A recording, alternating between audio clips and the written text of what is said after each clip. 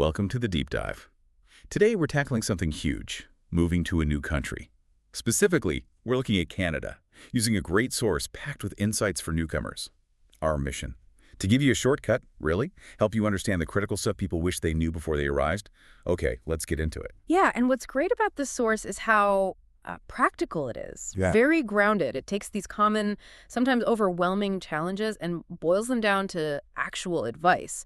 So this dive, it's about giving you that, insider knowledge right from the get-go, helping you see past maybe some common assumptions. Absolutely. So, first point, and it's a big one, the cost of living. This seems to genuinely surprise a lot of people who move to Canada, how much things actually cost. It really does. The source specifically calls out big cities. Think Toronto, Vancouver. They are exceptionally expensive. Right, especially housing. Especially housing, yes, and transportation too. The source digs into the why a bit, things like urban planning, housing supply issues. It means like a basic one-bedroom place in those cities. It could eat up over half an average single income. It's quite stark. Wow, okay. So that's a huge chunk. Hmm. If someone does end up in one of those pricey cities, what does the source suggest? Yeah. Beyond just saying, go somewhere else. Well, the main tip is still to research other places. Calgary, Halifax, Winnipeg, they can offer much better affordability. But if you're set on a major hub, then it's all about detailed budgeting right away. Looking into shared housing maybe, getting that public transit pass immediately because owning a car, that gets expensive fast. That makes sense. So plan B is crucial. Let's shift gears to finding work. You might have amazing experience from your home country, but here, it seems there's often a specific requirement. That's right. The source really highlights this idea of Canadian experience. It comes up again and again.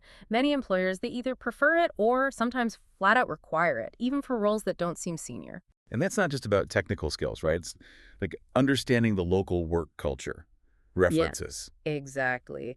It's familiarity with how things work here, the unspoken rules, maybe specific regulations. And yes, local references are often key.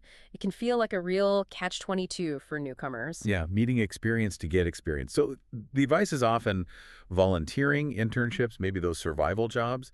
Does the source say if one is better than others? It differentiates them, yeah. Survival jobs are good for, immediate income and maybe a basic local reference. But volunteering or internships in your actual field, often much more effective for building that relevant Canadian experience.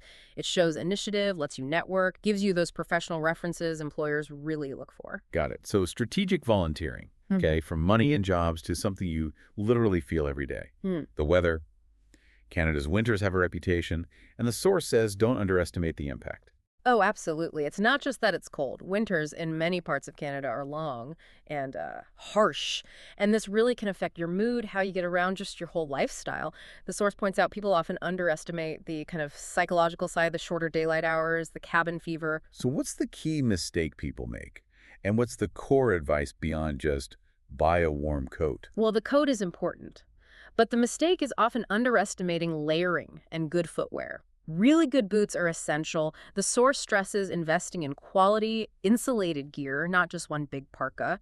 And beyond clothing, it's about adjusting your mindset, learning to drive safely in snow, maybe trying a winter activity, and definitely making an effort to stay social indoors to beat the isolation. Right, embrace it rather than just endure it.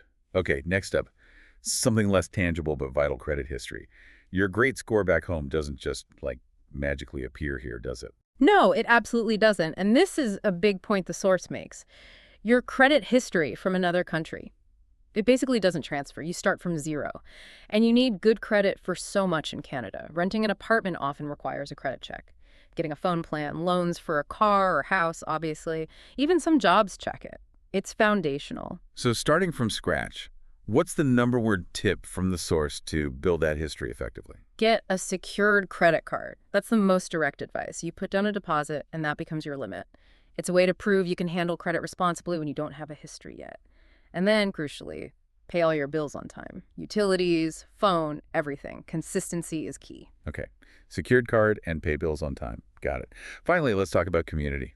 Making friends, building that network. It's important, but the source suggests it might take, well, more effort than expected. Yeah, the social dynamic is interesting. Canadians are known for being polite, generally very welcoming on the surface, but the source notes they can also be a bit reserved.